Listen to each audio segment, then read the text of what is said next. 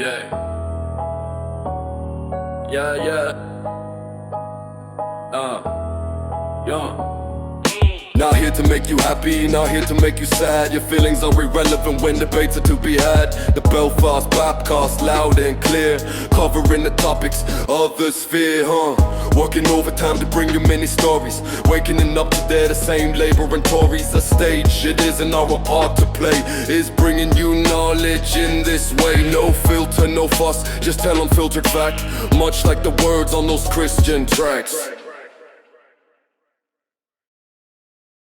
Okay, so welcome to another edition of the Belfast Bapcast, and today's guest is Belfast own Jun Tzu. So welcome.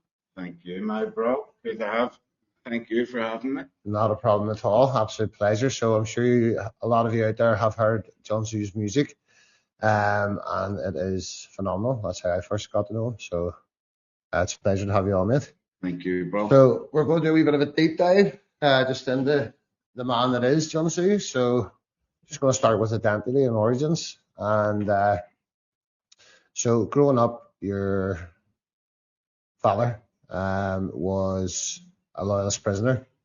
Yes. How did that define growing up for you? I didn't know him as a loyalist prisoner. I knew him as a preacher. You know, when my dad was in jail, he had an experience of God that changed his life. And when he got out of jail, straight away became like an evangelist and started preaching. And a couple of years later, I was born. So my earliest memories of my dad, he was like a Christian, you know. So we didn't know about Protestants or Catholics or anything. We just knew about Christianity. Okay. So we were like born again Christians, you know. So when I lived in Rathcoole, I just grew up as a Christian. Okay. You know, and the first ever real understanding of Protestants and Catholics for me was when I moved to Manchester later on. Aye, yeah. So that's just going to say your childhood was Belfast and Manchester. And Wales. We moved away from Belfast when I was like 7. And then we moved to Wales for 2 years. Okay. 2.5 years. And then we moved to Manchester in 1996. Okay. And where would you say was most challenging? Yeah, Manchester then, because it was the same year the IRA blew up the Arndale Centre. Okay. So we arrived in Manchester and there was a lot of racism towards us. They heard our accents and they were like, "You fucking IRA bastards." And I was like, nah. But that fought against them. They're going, whatever and all. But know the accent and they've seen my dad's tattoos and trying to explain to the average English guy the difference between UVF and IRA. Yeah. And how was your father generally received when he came back out? Like as a preacher or still? You mean over here? Yeah, like whenever he came back out, was he accepted as? Yeah, he was, because my dad's a staunch guy and he's real. You know what I mean? So like it's authentic, you know. Yeah, so they seen it and they said, "Nah, he's real, he's authentic, this guy." And obviously he still lived in the estate. Yeah. You know, if he wasn't authentic, they'd surely let him know. Yeah. You know what I mean? But nah, my dad was real, the real deal. I know from reading. He's always been respected, you know what I mean? His book, we tested him, you know, to see if this is real, and they poked the bear. The bear never roasted. Exactly. So no, it's real, bro. But you know, it is when you have a life-changing experience like that. You know, it's not information; it's a revelation. You know, it changes your whole perspective on everything. You know, so that's the man I've always known. You know, so a rock. Yeah, really, yeah, man. He's a warrior, my dad. He's been shot 3 times, stabbed in the head with an axe, blew up in his own bomb. And he's had 16 heart attacks. He's had throat cancer twice, had his face all cut and took out. He's had his leg amputated. He's just an absolute machine. If you met him, you'd think nothing was wrong with him. Meant to be here, clearly. Yeah, it's not amount of things can't take him. That's insane. Yeah, he's a warrior. So obviously you get into rapping and whatever you want to refer to it as. So would you say Belfast shaped your voice, or are you forced your voice? Yeah, it was two cities that shaped my voice, obviously. It was Belfast and Manchester, you know. Manchester is where I grew up. I went to school in Manchester, you know, and spent all my teenage years there, and there was a hip hop scene developing in Manchester at the time, and they were quite advanced as well. So when I had good competition, you know what I'm saying? That's why I wasn't like, that's why a lot of people were like, whoa, he's been doing it for years. It's because there was a scene in Manchester that I was a part of, you know, and like the first rap I ever done, because in growing up as well, I changed my accent to try and fit in. Yeah. You know, growing up in Manchester, so me and Adam would hang about. Say I was like 9 or 10 when we moved there. So that's if I had moved to Manchester maybe 3 or 4 years later, probably would have kept my accent like staunch. But you're 9 and all, and you're trying to fit in, and everyone's calling you names and all, and you're hanging about the streets, and you're more like, yo, you get me, bro, you get me, Jane. I would say though, accent-wise, those in a lot of instances, it's hard to get certain words in our accent. You know, Well, it depends. You know, I know what you mean, especially like I done a song then where I went abroad, Belfast accent ages ago, and it was called Gangsters. And I was going, are you a bad man? Do you get me? You know, and all that. But I was like, you're a bad man, do you get me, bro? Yeah. Like that's English crap. But I was doing, you're a bad man. You know, I was doing a Belfast style, you know. So it's funny, it can all work. It's just how you use it and if it's authentic or not, you know. And would you say words are your weapon or your shield? You know, words are very powerful too, you know, but you know, words are powerful. Well, you don't mess about with a lot of the lyrics in your songs, and go at globalism quite a lot. So yeah, where did you get exposed to that? And yeah, you know, so I've never been in the established world. So when I was about 12, I was hanging about the streets. There's a couple of fellas come up to me and my mates and they says, have you ever heard of the Freemasons and all? You know, there's like secret societies that run the world and all, and they control everything and all. I was like, it's a lot of shit, this is not true. And then I went home and I was like, Dad, have you ever heard of the Freemasons? He went, oh, well, it's true and all. And, you know, then I was like, what? So I started studying from then. Next thing I went into school. Seen one of my teachers had like a Masonic ring on and all, and I was like, what's this? Is that a secret society? And all? And he was going beetroot red in the class. I was only like 12, and I was thinking, nah. So that was me. Next thing, 9/11 and all happened to me. I was like, get the fuck out of here. But I was only a wee kid. So that was me then totally disillusioned with our whole concept of reality. You know, everything that I seen it all as fake then. it is an entire construct. Yeah, but I was only like 12 when this happened to me. So I think that the whole world was entirely fake. The media, the school systems, the court systems, everything, the politics, all of it. None of it's real. It's all make believe. It's like a fugazi.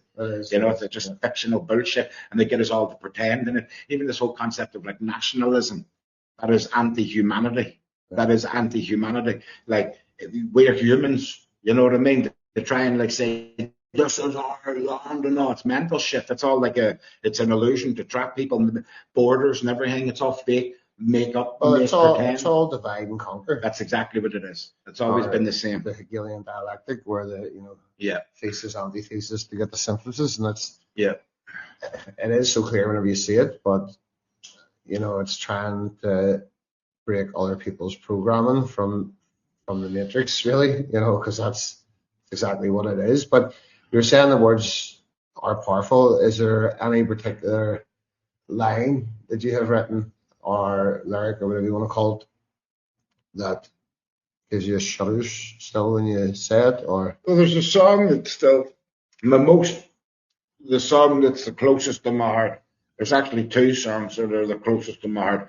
And the first is obviously A Cause Worth Living For. That's my dad's song. It took me 2 years to write that, and it's anyone that's listened to my dad preaching, he used all his jokes, and you know, I rap the song as if I'm my dad, you know. So I start off with like, funny thing about the Troubles album, the first 3 songs all start with the words "I was born," you know. So born in Belfast, I was born in Belfast in the late 80s. The second track was I Hear the Marching, goes I was born in the valley upon the shores. Yeah. Then the third song is my dad's A Cause Worth Living For. Say I was born in the winter of 1956. You know, so tell my dad's story, crack all his jokes. Took me 2 years to write. And a lot of people have said it's changed their life and all that That stuff, you song, know? like that song gives me shivers, like just especially the bits where it's just him preaching, like Yeah. in between. It's Yeah. like, See, if you go on YouTube as well and type in A Cause Worth Living For, I posted up the unedited, full hour-long okay, testimony. okay. And it's like him in the, I think he's doing that in like the early 90s. That's him preaching in the early 90s. And Well, that's the original, you know, one that I sampled for the song, but you can actually listen to the whole testimony. I read his book on the plane home from Tenerife, like that's start to finish, and could not and still have not read the last chapter in fear of dropping to my knees. And that's genuine. Yeah, it's real. Like I was crying on the plane, convicted the fuck. Yeah. Like, So you've not read his last chapter? and still refuse to. I'm not ready. Yeah, man, I hear you. But what are you afraid of?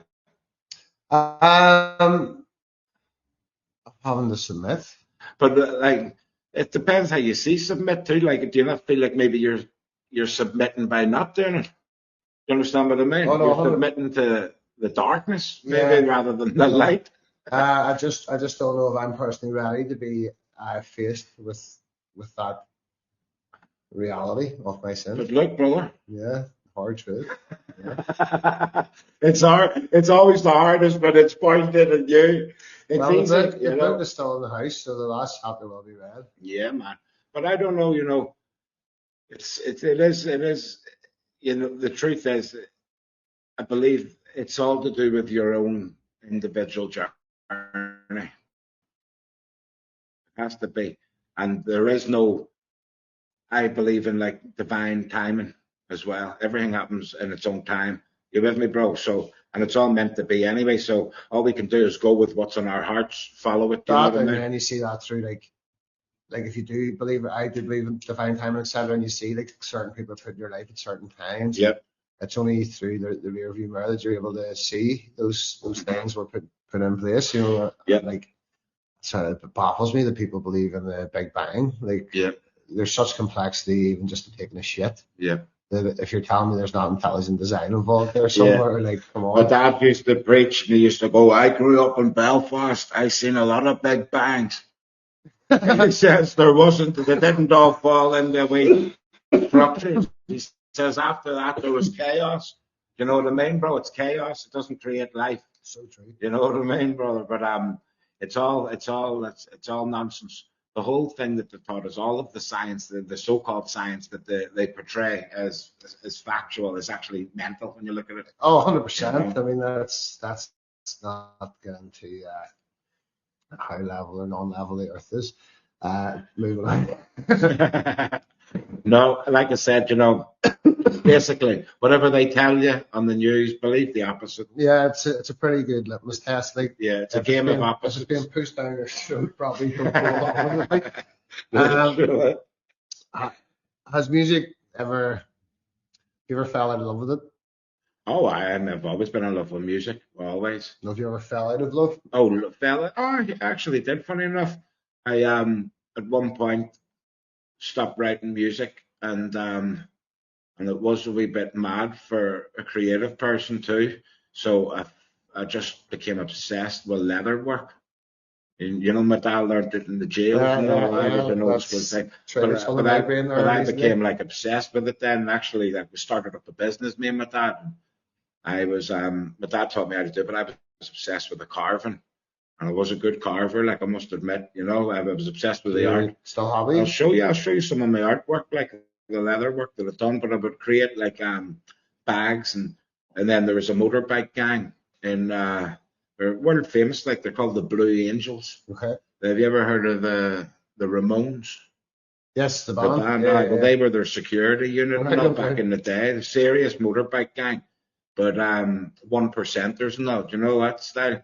But proper motorbike gang. Yeah, but they're good lads. But I became I made loads of belts for all of the Blue Angel members, you know, when I was living in Spain, and I was carve in their logos and all for them, and then I started to make motorbike saddle bags and stuff, you know. So I got into that, loved the leather work, and but then obviously you can't keep away from the music for too long, you know. Do you think, like, obviously, like a lot of your music's inspired by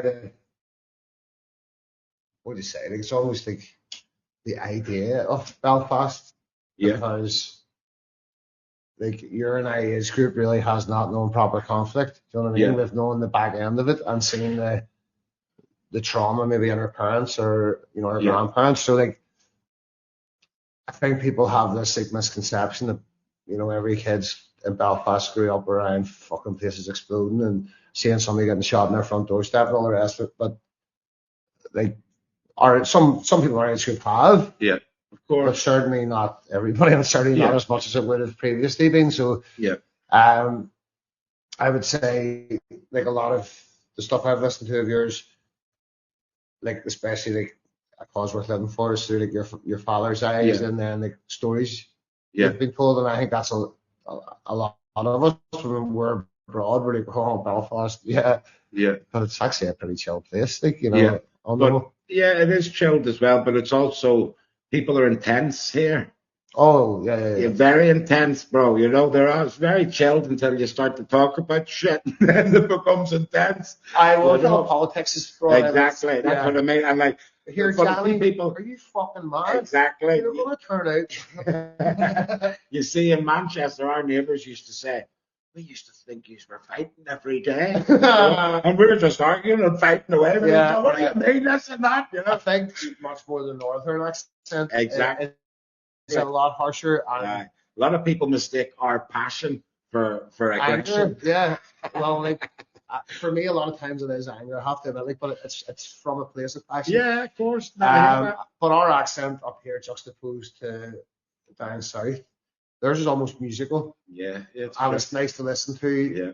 Put an audiobook on by some cunt from fucking Killarney, no problem. Yes. If I could listen to some bastard from Uri, I know what you mean. no, mate. I know. I Like, hear you. it's a harsh But, accent there. of course, but again, what are you talking about? Have you ever heard of a fella called Van Morrison? The COVID game. Nah, he's the Don, though. When it comes to Irish musicians, my favourite of all time, I have to say, is that remix of Days Like This. Oh, why did you hear that? Unbelievable. Love it. Yeah, with the flick of a split Oh, instead of the flick of a yeah. switch. Oh, yeah. Yeah, man, I love that one. But my favourite artist from Ireland ever has to be Enya. Yes, mate. Yeah, I'm in love with Enya, man. I think I fancy her even. I think that may just be you and I both. The only Yeah. two versions. Yeah, well, I feel like, if you've lived a good life, when you die, you're going to hear Enya. That's the music you're going to hear. It's the most magical. Like, yeah, it's G shit. I love Enya's music. She's a one-off. I'm hearing it in my head now. Yeah. She's And special. she lives apparently in like a mad estate. Like, she's so super wealthy. Yeah, I don't know. I've heard loads of different rumors about her. Apparently, she lives in a big castle somewhere. In the sky. You know what I mean? I don't know. She's magical. Her anyway. She's a one-off. She's a queen like her. And then, there's a lot of amazing artists from Ireland too now. Like even if you heard Dan McCabe, I know him. Like he's a phenomenal traditional Irish singer. I'd heard like General Fiasco, Two Door Cinema Club. Never. These are years ago. I think they're not even any longer together. Like Right. I'm not really great in the wild, so I don't go out very often. Of course. To hear. I was out last weekend. Nobody got injured. Nobody got lifted. So we're doing well. Thank God for that. That's progress. But music has gifted you a lot, I would say. But there's been a lot of stories along the way. I've followed your Instagram for quite a while. Yeah. And obviously seen that you were doing the whole Cali Cave thing and all the rest. So tell us about just your journey in general. Like how do you go from wee lad flicking between fucking Belfast, Manchester, Wales, and then you're living it up with Danny in the Cali Cave and well, my brother's lived in Spain for nearly 20 years now, and he has like a whole family over there, and he's running a business and all over there, and I went over to work with him, and didn't know Danny or nothing, for the first like 3 years I was there, and I was just working, and then there was talk then that Coffee shops became legal. Then they weren't called coffee shops in Spain though. So coffee shops from Amsterdam, obviously, they're like, weed cafes. Yeah. But in Spain, they weren't called coffee shops. Then they were called cannabis social clubs. Yes, in Spain. And at first just started up in Barcelona. So we all took trips up to Barcelona then. It was like the new Amsterdam, and all these social clubs were opening up, and you had the private members only, and then... This is 2017, I was in Barcelona, and you were able to get it then? Yeah, well, that was the times. They were the times. I moved to Spain in 2017, and then we were going up to Spannabis and all every year leading up. And next thing then, Danny opened up the Cali Cave, and we went in then, and I seen this old fella at the bar, so I goes over and starts talking to him. Me and him become mates, and then I thought he was the owner, and then he says, "No, it's my son who's the owner," and there was Big Danny then, stood behind the till, but I love Danny's dad, Danny's dad was a G, and I showed Danny's dad all my music and all, says, "Oh, this is what I do," and all. He's going, "What? That's fucking brilliant," and all. Me and him headed up.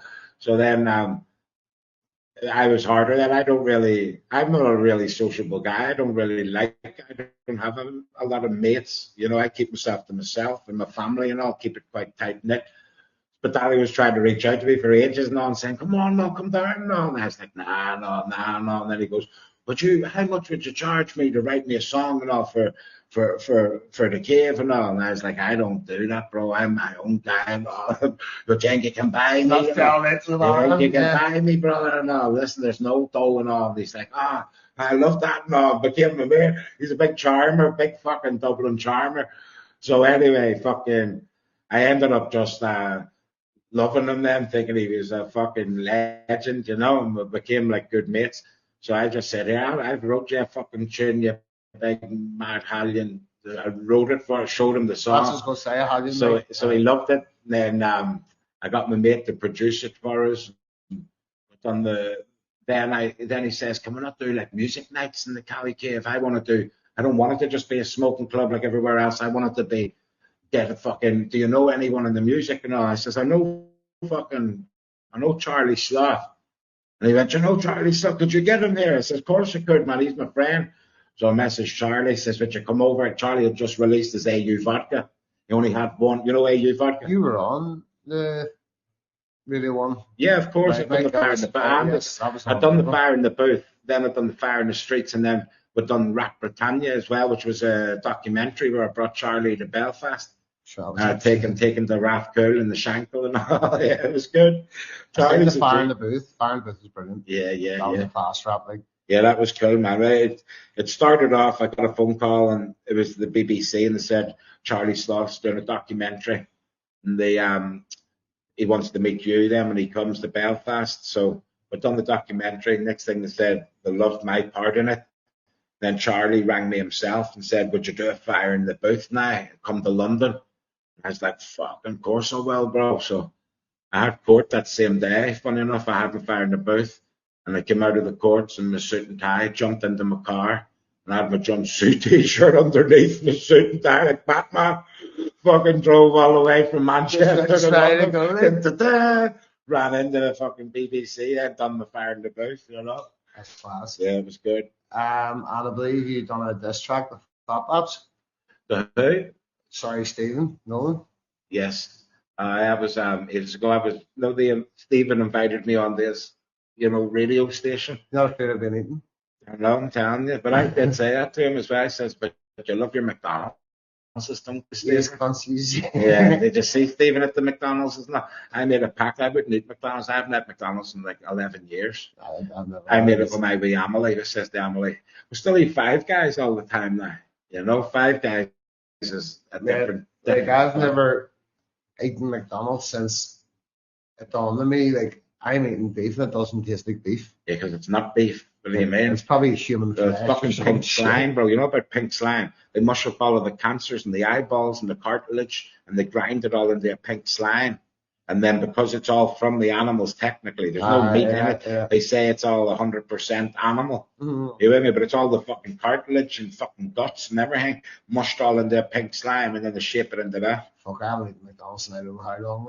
Did you ever see the movie The Founder?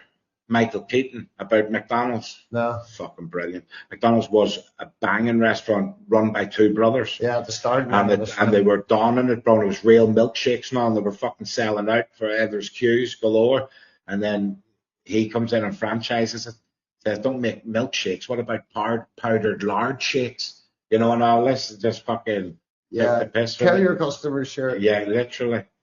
And that's like, scary. well, there's a thing like where does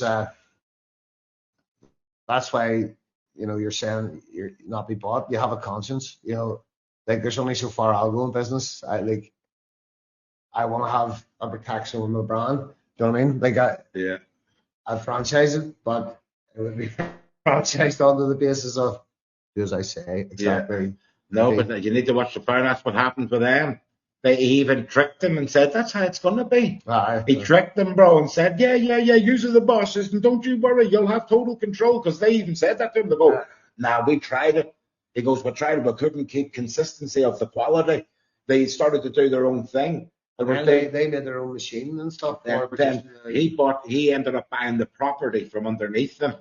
And then bought the rights to the name McDonald's and said they can't ever use it again. The two brothers who are called McDonald's, like, your second name, it was forbidden to ever use again and all. It was heavy, bro. Well, I mean, business is a dark, dark world. Like, if you're, like, well, depending on what level of business you're in, but, like, humanity is supreme for me. I remember I put up last night a post about Jun Tzu, Belfast, and appearing in the Belfast Bapcast. A guy left underneath asking about his pro-Palestine stance, and I was like, well, I'm also pro-Palestine. Yeah. And what? Like, is it not okay to not like the systematic destruction of a people? This is what's fascinating, brother. It's like I made a song there recently as well about the immigrants. And I says, I've got a message, Big Johnny loves yous. Right? That's what I said. I love yous. You know, the amount of backlash from people that have messaged me, hating me, going, how dare you? What's the thing? How dare you say you love these people? Night watch things, like these night watch patrols, like I understand the ethos behind it and the annoyances behind it, but people aren't looking at the bigger picture, that this is being intentionally put upon us to intentionally like split us, to intentionally have like a civil war of sorts. So I seen one of these night watches on TikTok, and the fella literally follows this boy back to his house, this fella, and he says to him, because of the color of your skin, you cannot be out after dark unless you're working. That's what he said to him, point blank. That's why I was raised. I was thinking, that's why that is sickening, you know, that is actually like, fucking. I also like, I'll look at statistics and I'll see statistics like it is. You're 3.5 times more likely to be violently or sexually, or sorry, that's the wrong word. A foreign national is 3.5 times more likely to commit a sexual or violent crime than a native. Yeah. So and a lot of them don't work, and a lot of them, I understand all the annoyances, and I agree with a lot of the annoyances, but like. See, I don't. I'll tell you why I don't. Do you know why? Because people are romanticizing what they have. I was talking to a Christian preacher the other day. Let me tell you this. This is a real thing that happened to me the other day. He's an author, and he's read all about the Islamification of the UK, and he's written these books, and he studied the end times, and he's well respected as well. And he came over and he wanted to meet my dad and all, but I was leaving. I was leaving, and my mum rang me back and says, come back and meet him. And I came back and met the fella, and he started telling me about these Muslims building a mosque. And he's like, can you believe it? No, a mosque. And I just said, brother, that's okay. He says, what's wrong with you? And I said, listen to me.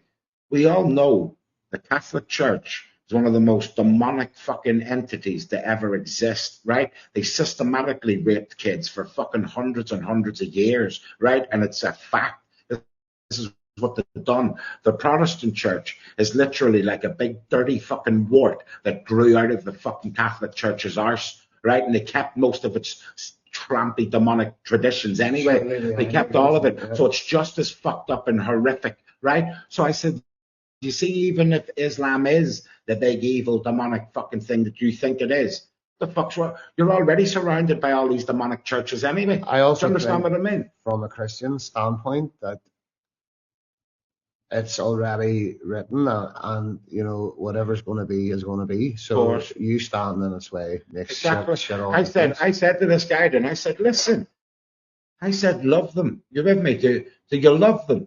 Do you love them? And he goes, but they're your enemy. I said, even if they are your enemy. So what did he say? Did he not say love your enemy? Even if they are your enemy, love them, brother. And you know what happened? Guess what he done? He started crying. He broke down and started crying. And then he said, you're sent from God and all. And he was like holding my arm and all. And then I freaked me out a bit and I got up and left. But I was thinking about it and I was thinking, he was talking to me at first about this, oh, we have to fight these. But when I just came back with love and I said, remember, this is the gospel of Jesus.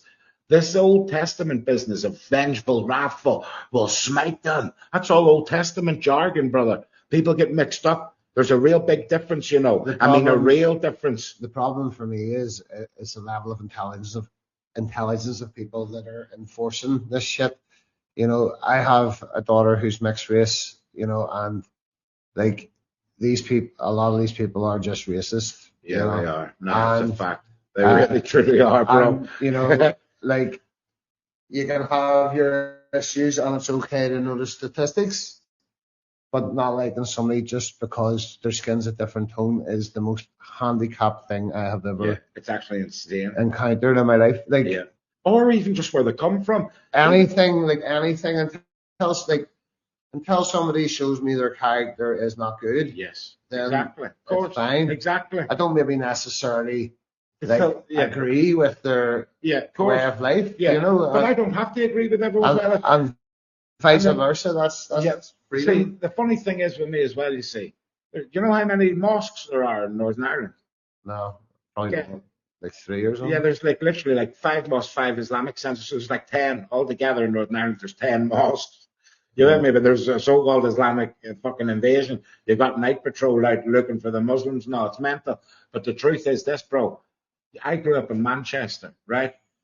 There's areas that are predominantly, you know, Pakistani communities, and there's like Jamaican type communities. You know what I mean? And there's all Irish community, but they're all interconnected. So people can't take away from, like, as I say, the statistics, right? So maybe Pakistanis or whatever are statistically more likely to be pedophiles if Right. put up against another group of Yeah. whatever. But like whenever you've got like domestic violence, rape, pedophilia, and all going on within your own community that's yet to be addressed, Yeah. how can you stand on then going into other people's communities?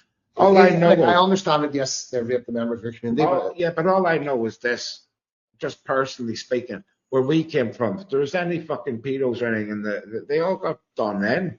All the kids in the area were just smashed up. Their house, it was terrible what happened around there. But that's what sometimes you even question, was it the real?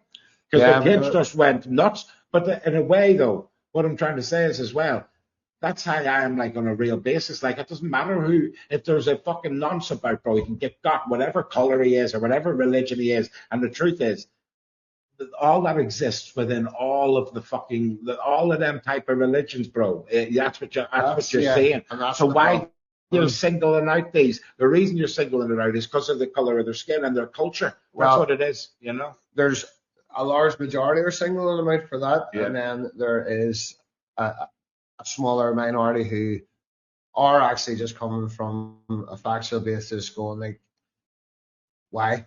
Like, you know, let's take it from this point of view. So we've had a homeless problem. Every country has a homeless problem, and we've had it for years.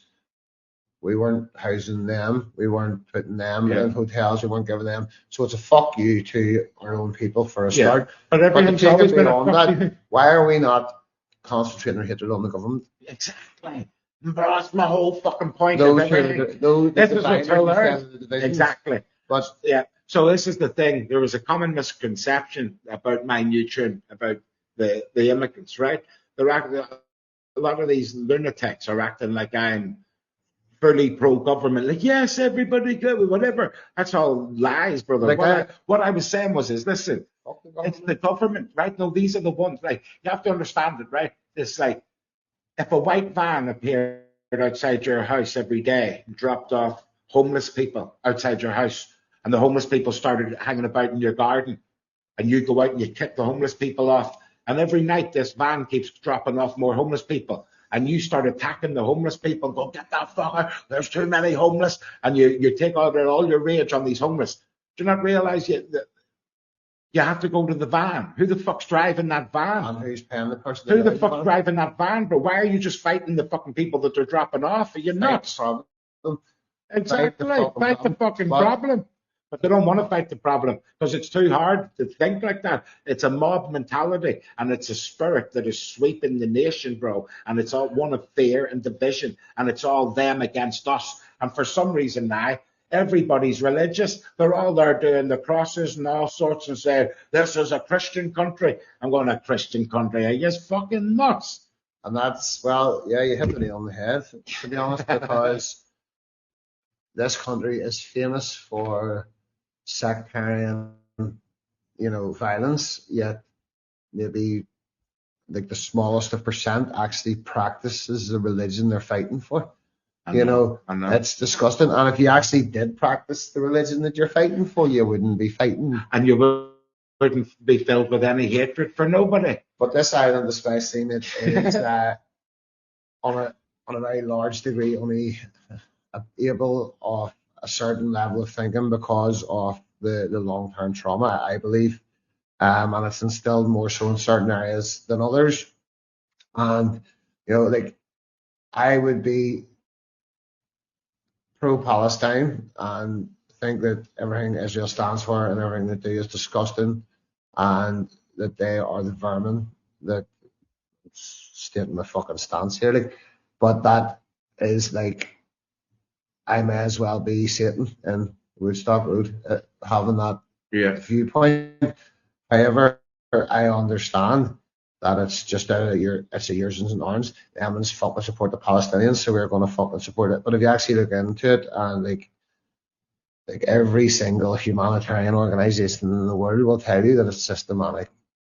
Can't say the word because it'll be demonetized, but it rhymes with the big "ide." Yeah. You know what I mean? Yeah. And I don't see how it's wrong or hip or some form of.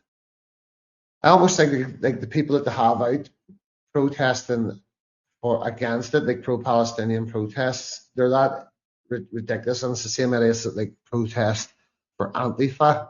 It almost takes away from the actual message, And I believe the world's that stage to the point that even that's probably a couple of government actors and fucking 3 idiots you think they're there for a good cause.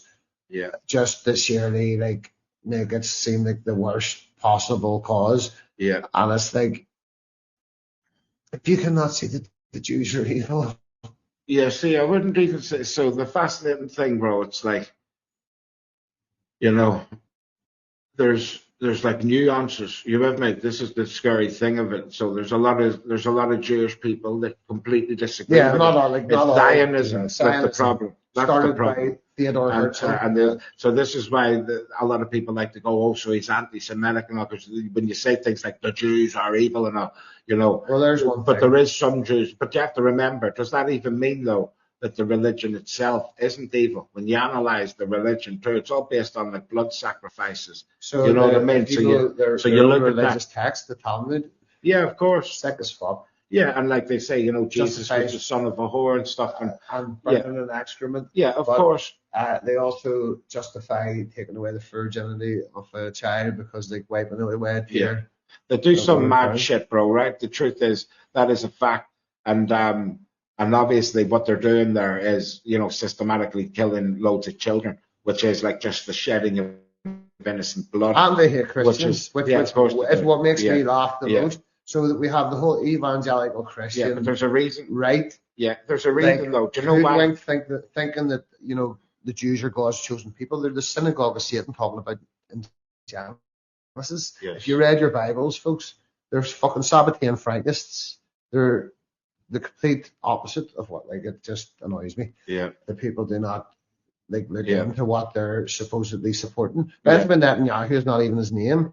Yeah, They had well, to he change changed his it name a few because he's times. They changed it a few times, obviously, but all of them did. Sure. Did you see the Louis Theroux documentary of the settlers? who is a Jew. Yeah, but did you Yeah, see that well, as well? spitting on him and stuff. Well, even no, he went over to one part I thought was fascinating. He goes over to this like settler. This is really settler, and he goes over to him and goes, "Hi, and all, what's your name?" And he's like, "Rockmax Lordstart." And he goes, "No, your real name." And he goes, "No." He goes, "Where are you from?" And he goes, "I am from Hebron." And he goes, "Oh, but where are you originally from?" And he went, "Oh, New York." You know, and he changes his accent completely too. He goes like, "Oh, New York." And he goes like, "I came over here," and they come over there, and then they think they own the land that has exists. This is the fascinating thing about land ownership in general, right? This is the fascinating thing. Who'd have thought? No, but you see, if you built yourself a wee house on a piece of land, you said, "This is my land. This is my land." And you build walls around it and say, "I'm going to live my whole life here on my land," right? Do you know what's happened? That the land isn't yours. You have become the land's property. You've decided to waste your entire life on that wee land. And guess what? The land existed before you were alive. You see, when you die, the land's still there. It was never yours, right? This whole concept of ownership is an illusion, and people know that. The only thing that you truly own in this earth is your relationships. You don't own anything else, bro. And your soul until you give it over. Well, there, exactly, again. But I always think there must be some sort of redemption with there has to be redemption with people. I don't know about if I even believe this concept of selling your soul, and if you sold it, then you can never get it back. I done a podcast last night with a guy called Zachary Keenan. Yeah. I'd watched a few of his interviews before, and obviously spoke to him in person. He's American. Claims to be an ex-Satanist and an ex-high wizard. Right. But within 5 to 10 minutes of speaking to him, like, you knew he was talking shit. Well, for the very fact that he's proposing to be saved, right? Yeah. At no point throughout it was the glory ever shone on God. Was like he was clearly like proud of his sins, and like I went through the entire interview being polite and got to the end of it because the man gave me his time anyway. Yeah. But like you know lies when you see them. Yeah, of course. Do you know what I mean? Bro, well, I've seen it my whole life growing up in the churches. There's a lot of people, bro, that when they become Christians, they actually have to think about some make up stuff. They pretend that they came from something raw so they can stand up and tell it. So everyone has to have a testimony. So I remember some people going, I remember some kids going like this, bro. They were like 18 or 19 going, "I've got a good testimony." And I went, "Well, what's your testimony?" They were like, "Well, I grew up in church and then I became a Christian when I was 16. We see it. What do you mean, bro? Like, that's good. I would put out that what he is doing there is actually still the work of Satan, which he purports not to be doing, because by putting out that like fanatical story, which anybody with like any wit can sniff the bullshit off, and like also claiming, like there was no redemption. He never said that he asked for forgiveness. He never his moment of redemption was some Catholic woman came into the jeweler store he was working at the time, placed a medal in his hand. Nothing happened at first, and then he closed over his hand, and he went into a dark void. He could still hear her voice, and he then met the mother Mary, and all. And at that point, I mean, nah. But there's a lot of people like that. I've met a lot of bad people along the way, bro, as well. And you know, life's crazy. Life is crazy. We can't judge anybody because they're all just. Maybe he was in his own mind. Maybe he was the grand wizard. Maybe he was. You know, in his own mind. Like he said any rock he's the main character of his story. Between 1987 and I think it was 1999, he made them. Apart from 4, 2 of which I can remember because they got I'd let's say so that at this point, you too, you see, like you should be proud of that. Yeah. As it will hit Bono, so no. Yeah. And then also told stories about visited in Ireland where they were clearly not true. Like said that he spoke to somebody that didn't know what a hot dog bun was. Right. Like maybe he spoke to like the one person in the village with like a chromosome. You know what I mean? Like I don't know. And then he said also that drove through this area where there was like one group on this side with chain locks and baseball bats and stuff that we do not use in rats. Yeah. And same on the other side. And they were driving through, and he stopped and wound down the window and asked, "Hey guy, for directions."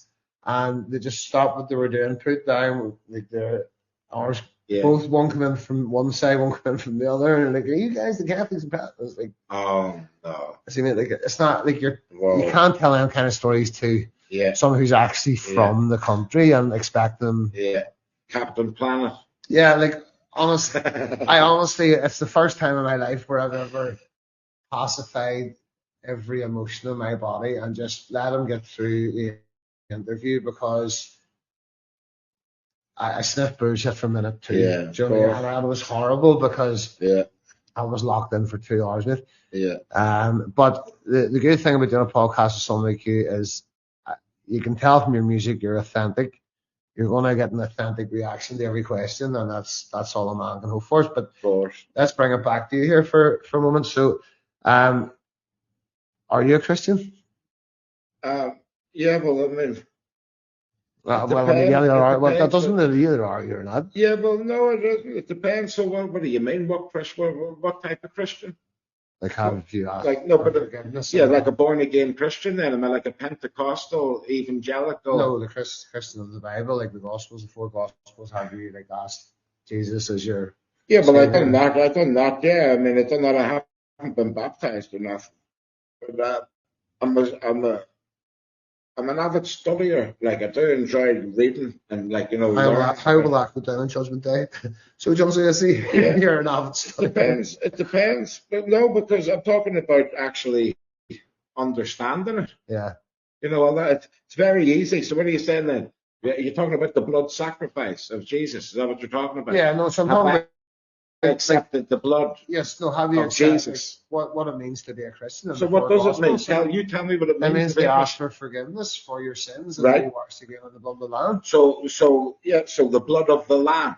Yeah, that's not necessarily like a physical. Yeah, but you've just said it. So Jesus is the Lamb. Yeah, because he was The sacrificial lamb. He was the replacement of the actual blood sacrifice, and that's where the differentiation comes between Does that not Christianity. seem a bit creepy to you? What? The blood sacrifice of the Lamb. Well, yeah, and that's why he replaced it. So God used to be creepy. Now he's not. Yeah, pretty much. Like as we understand it, certainly. Okay. But if that's Yeah. your first visceral understanding of life, But think about what you're actually talking about here. So you're saying to me, like Christianity, because you are right, it is true. This is what modern Christianity would have you believe. They would have you believe that we're dirty, rotten, horrible sinners, not worthy of God's love.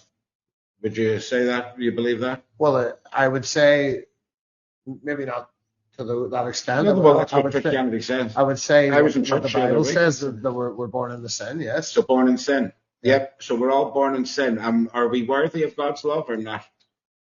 Obviously, or else we couldn't be Christians. It says all have sinned and fall short of the. Glory of God. Yeah. Yeah. So a lot of Christians say we aren't worthy. That's why Jesus needed to die But that's as the people. blood That's sacrifice. people. Well, he did. He did die. Yeah. Yeah, he did, because humanity had fallen so far. Yeah. And it was almost like the whole Bible is a story about the coming of Jesus and the prophesying of Jesus coming as the Messiah for the Jews. It's fascinating that they openly said God used to be creepy, but now he's decided to change it. No, And how did he change it? Well, I Because don't he think that's- slaughtered his only son. Then he slaughtered his son, and then he's dripping humanity in his son's blood. yeah, like obviously Think that. about this. I'm that- just asking. yeah. This is what you're saying here. It sounds a wee bit like a death cult. Sounds a wee bit like a blood cult, doesn't it? Though. Think about it. Of course, It's a bit creepy. of So what's course. going on, bro? You tell me. Um, I don't know. I cannot sit here with like all good faith and pretend to have God like understanding. Yeah, And that's where faith comes I in. get it. And I believe that for any new Christian or anybody who wants to even look into Christianity, before you read any of the Bible, read the four Gospels first and understand Do you know when the four Christ- Gospels were written? Christ's message. Do you know when the four Gospels were written? It was like 600. Well, there was a time. I don't know the specific time, but there was. Yeah. They were written in the 2nd century after Jesus died. 200 years, like 160 years after Jesus died. But let that sink in. based So, off 600 eyewitness accounts. So no, of course, no, but listen to what I'm telling you as well. If the Gospels, right, these four Gospels, right, were written over 160 years after the death of all of the I apostles. would argue that's untrue, though. No, it is. I mean, every theologian will agree. Wes Huff. They would all agree. Like, we'll Like Google and really see, like, when were the four Gospels written? Let's Google it now. We'll find out. That's the good thing about Google, isn't there? Well, it's also When a bad thing were because who the controls the algorithm? Four Larry Page. Gospels written. The four canonical Gospels of Matthew, Mark, Luke, and John were written between approximately 70 and 110 AD. Okay, So so like over 100 years. Yeah, about 100 years. 100 years yeah. later. So Mark considered the earliest dates to around 70 years after the death of Christ, followed by Matthew and Luke, which were 90 years after, right? So they were not written by, like, you know, Matthew. Matthew didn't write Matthew. Oh no, that's Mark didn't write Mark. And that's Luke where didn't write Luke. that's misconceived. So like, Yeah. where they were chronologized into a cohesive book. Yeah. Yes. So you can let's find talk about the first ever Bible that was common. the Codex. The canon. The Codex The first ever was, or the Ethiopian. no, the first ever translated into English. You know what it was? It was in the year 144 AD, right? And it was by a man called Marcion of Sinope, right? And Marcion was the son of Philogus of Sinope, who was one of the 70 original disciples that were sent out by Jesus, right? And that was Marcion's father, one of the 70 original disciples sent out by Jesus in groups of two. Marcion was his son. He was the first one to compile and translate the old texts in, but he believed that the God of the Old Testament was completely false, and that Jesus was not his blood sacrifice, but that he was a savior of mankind from the old clutches of this old demonic God. So he denounced the whole of the Old Testament, and in the first ever Bible that was canonized, it only consisted of 11 books, which was a shortened, condensed version of the book of Luke, and then 10 of the Paul's epistles. And they were 10 letters of Paul, and then a condensed version of Luke. And that was the only Bible. They were the first ever. Then what happened is the church then, which later became the Holy Roman fucking Catholic Church, they disowned him and said, you're a heretic. And they banished him. They hoped that would be the end of Marcion, but it wasn't. Marcion went and set up. He showed this Bible to people and said, Jesus is the savior from this old demonic God. He's not the blood sacrifice of this old demonic God. He is a complete opposed to it. Like you said, Jesus came into the synagogues, flipped the tables, and said, "You are from your father, the devil, and your synagogues are Satan." Hold on, listen. He also said, it says in the olden times, not to work on the Sabbath day. If a woman or a widow or an orphan needs your help on the Sabbath day, you help them. So Jesus was. Well, he was fundamentally opposed. Well, he was fundamentally opposed to the old laws. Check this, right? You said it yourself. God used to be creepy. Now he's not. Let that sink in. I thought God was never changing. It says as well, God is never changing. You with me? How can he be creepy and then full of love? How can you check it? It says in the Old Testament, God is a vengeful. God is vengeful, wrathful. But understand that it wouldn't be creepy if I was sitting here as a Hasidic Jew. Yeah, but then not sacrifice, do you know what I mean? Yeah, so it's all about perspective. Yeah, no, but it is and it isn't, because look, no matter where you are, right? If you came to me for spiritual advice, is your position that the Bible is now as we receive it in the book? I believe it all came from the Catholic Church, yeah, which was, listen, it says, right, listen, you know this yourself. Bad fruit, a bad tree cannot produce good fruit, yeah. right? the Catholic Church, what they done, bro, when they first came into existence was brutally murder anybody that opposed their teachings. Right? Let that sink in. So you've got this one guy who says, no, I believe Jesus is all about love and peace now and not violence. You don't be violent. Don't be violent. The Catholic Church then says, no, hell no. We believe in the old God and we're going to find you and we're going to fucking kill you in the most horrific way going. Yeah. What? Who do you think's right there? The Jesuits. Yeah, exactly, the fucking Jesuits. So who do you think's right there? These psychopaths, fucking freaks who want to kill you. Yeah, the ones who are just preaching love. The Bible that we have is based on the Council of Nicaea. Yeah. Yeah. And a lot of people think that was like the taking in and taking out of books as such, but it was already like agreed upon text. It was Christianity, sects from all over the world brought in to finalize. So like there's books that were not included and argued over, like the Book of Enoch and I believe it's all nonsense as well. The Book of Enoch. Well, actually nonsense, but there's it's most likely came from Gnosticism, not Gnostic Christianity. Yeah. Well, there you go. So I would believe, yes, I would say I'm a Gnostic Christian.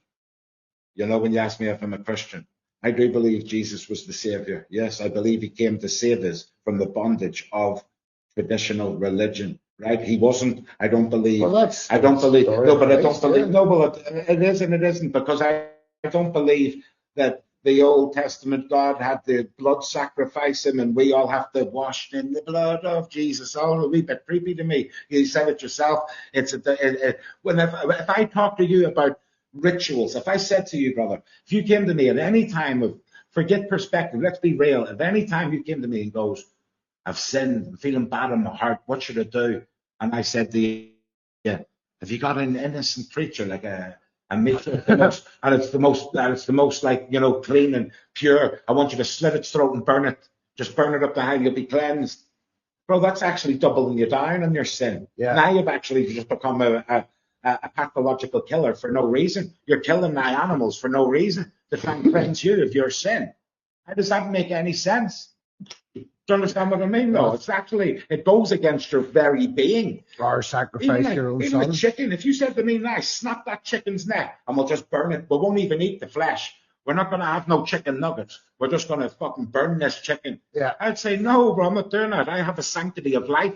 I believe in the sanctity of life. I'm not going to snap that chicken's neck for the sake of it. Just for the sake of it, yeah. Do you understand what I mean? 100%. So therefore, bro, I don't agree in general with the concept of sacrifices, blood sacrifices. Nor do I. Well, you sort of do, because you believe in the, like Jesus was the ultimate blood sacrifice. I believe in the Gospels, yeah. But this is what I'm saying. I don't know if that is actually, I think that might be a demonic Catholic doctrine that is spawned, that is grew out of it all. Because you have to remember, like I just said. But then how would you explain, like, you see born again Christianity, that is Pentecostal, that's evangelical Christianity. That comes out of Protestantism, right? And Protestantism comes out of Catholicism. Yeah. So it's all growing out of the same fucking dead corpse. Do you understand what I mean? This whole doctrine is growing out of the same shit. The whole rebuild of the third temple. We are the temple and Christ is within. 100%. So that's there ain't no. I believe that any allegiance to the church or state, fuck off and die. Yeah, true. It's a relationship with Christ. 100%. Yeah. So we're pretty much on the same page. I don't think that I would never attach myself to Protestant doctrine or Catholic doctrine because they both suck dick. I would attach myself to the Bible. Yeah, I hear you, bro. Look into it as well, because like I said, this whole concept to me, obviously, my dad's been a preacher his whole life, you know. Thoughts on your thoughts? Me and my dad don't agree on a lot. We also agree on a lot, especially even the flat earth thing, you know, when I presented all the scriptures to him and all, sister, what about this and that? You know, like pretty clear. You cannot believe in space and all this nonsense if you believe the Bible. No, you know, and my dad is a G. Like when he read it, he went, "No, you're right." Like he understood that. Now, obviously, this here, what I'm talking about, this is very like theological and it goes deep. You know what I mean? This is for like theologians. Like I am of the opinion, like the New Testament is a wee bit. When you analyze it too, there was the You see, there's the Gospels, the 4 Gospels, and then there's the Acts of the Apostles. Then there's all the epistles of Paul. But then there's also books by Peter. But Peter was always talking like about the Jews and saying like they're still the chosen and trying to integrate the two, whereas Paul wasn't. No, no worries. We'll have to wrap it up anyway, sir.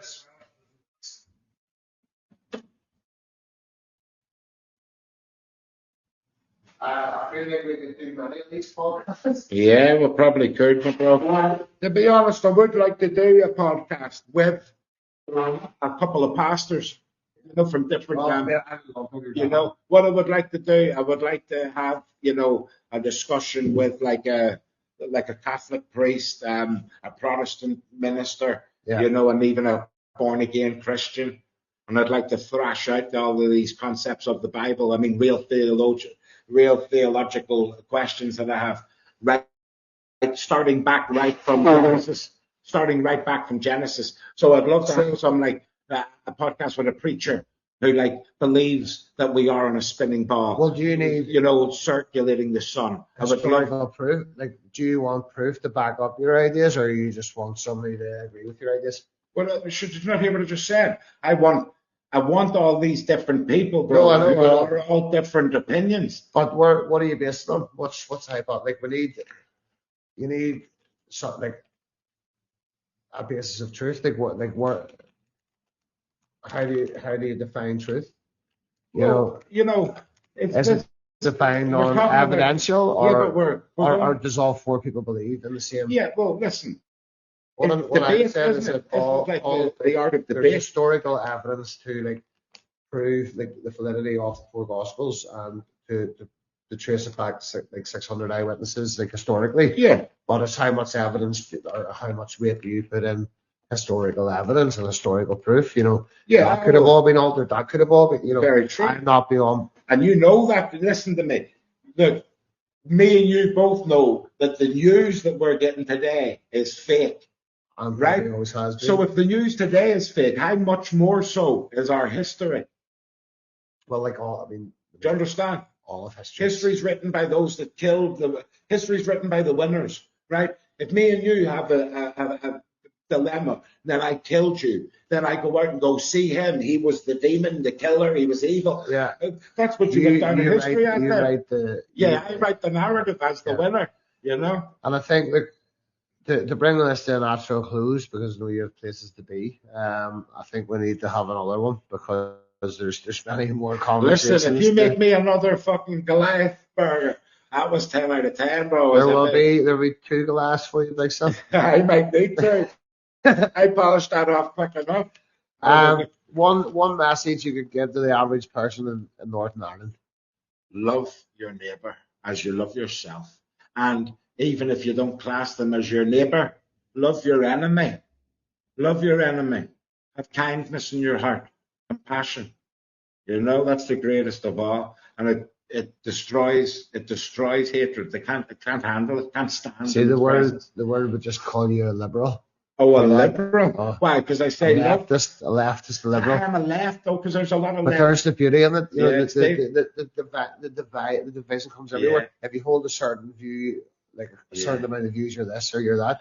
Yeah. How about you just think yourself? Yeah, it's like my beliefs don't require you to believe the same as me. Right? Life is actually beautiful when people don't believe the same thing. I'd love to sit down and debate with the Muslims. Guess what? I don't agree with Islam, but I would love to sit and some of my best friends are Muslim. You with me? I love them as brothers. Yeah. You with me? I love them, brother. The salt of the earth. Some of the best people I know in the world are Muslims. Do I agree with Islam? No.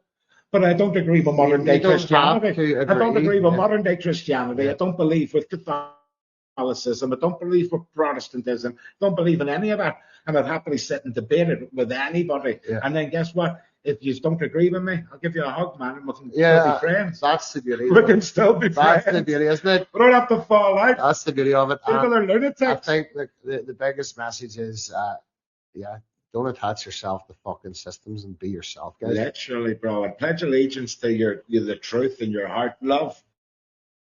You know, it's fascinating when saying love your neighbour becomes the most controversial statement in the world. You know, he loves the immigrants. He loves them. Yeah. Christians in the DMs, bro. Born again Christians in the DMs saying to me, they worship their demon god. They don't care that you love them. I was like, who cares, bro? Where's your Christ-like actions there? Literally, where's your Christ-like, bro? You know, well, here, look, guys, like, share, and subscribe, and thank you very much for tuning in to another episode of the Belfast Bapcast. This has been Jun Tzu and the fucking bald one.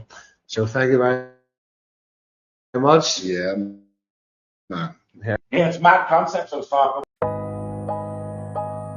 Yeah. Yeah. Yeah.